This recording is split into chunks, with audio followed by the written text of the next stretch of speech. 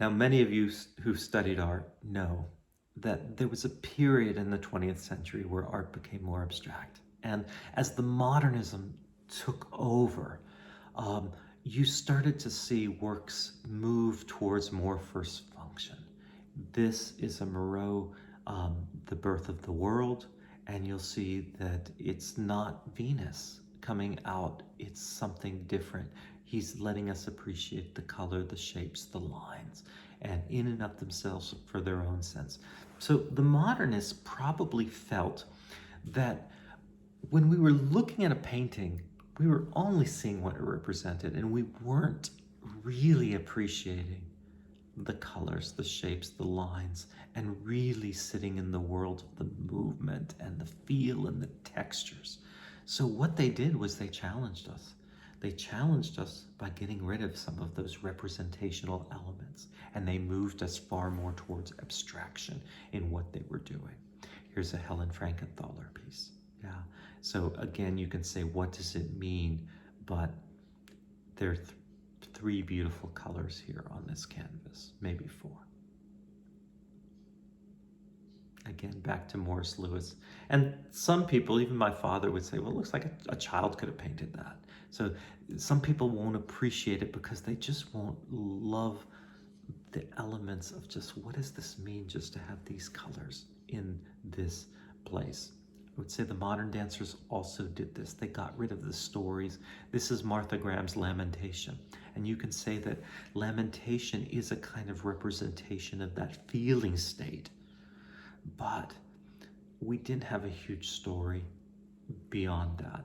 And we didn't have to follow a bunch of details for who that character was and what that character wanted, other than that character was sitting in this world of a lament.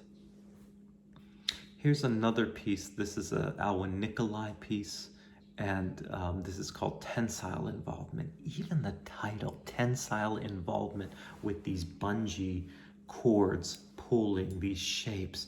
The dancers are not characters in this dance. They are just part of the design elements, and they're just there to show you the movement and the shapes and the form and this tensile world that we're involved in. Yeah, so kind of wonderful to look at just in that pure first function. Now, my husband is in the theater department, and he always says that theater is very second functional compared to dance. Yeah, that there's always tends to be much more story and much more that we're dealing with in that. So traditional theater, this is a quote, he wrote the book, The Expressive Actor. He wrote that in 2007. It's since been republished. And Michael also deals a lot with the first and second function for actors. So that's another place in our UNLV college that of fine arts that we deal with first and second function. And he often brings that to the actors so that they can understand expression in the first and second function. But Michael, here's a quote. He says that traditional theater drama is second function. There is character, there is language, there is plot, there is subject. When theater strips away these elements, it moves towards and it becomes dance.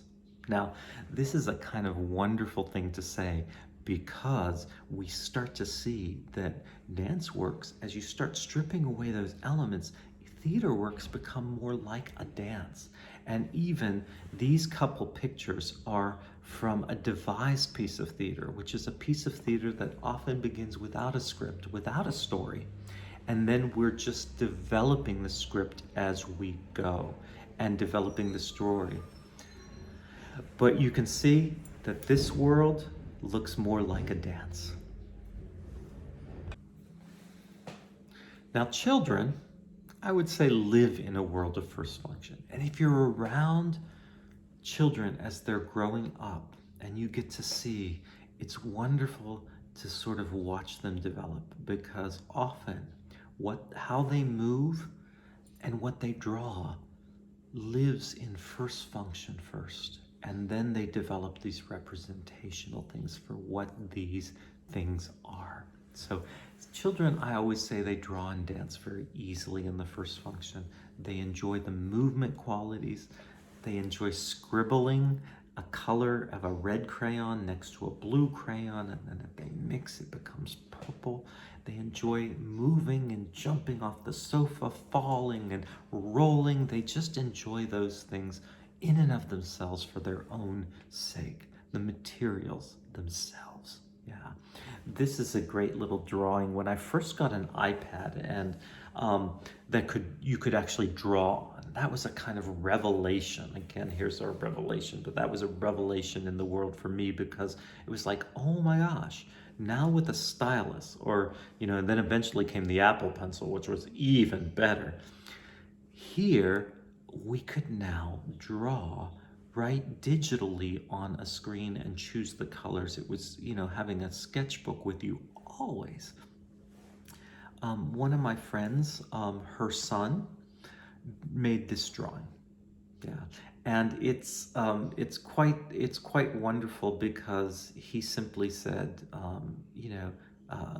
red, and then I would change the color to red and give him the crayon and the stylus, and he would move around there. And then he asked for yellow, and he asked for blue, and he asked for green, and so we found each of these colors, and he just let the colors play on each other. And I like the drawing because it's a wonderful kind of expression of these colors. There's something joyful and happy in it, and we're going to deal with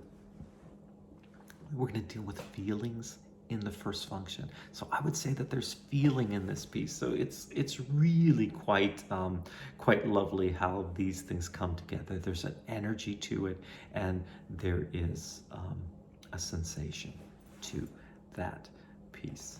Now, more sophisticated artists, I like to bring up Vies Klein.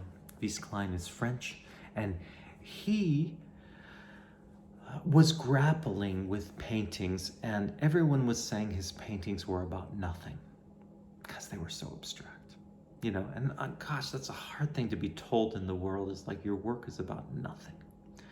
And he said, well, they're not about nothing. He said, they're about what I call the void. They're about emptiness, the emptiness in the world. Yeah.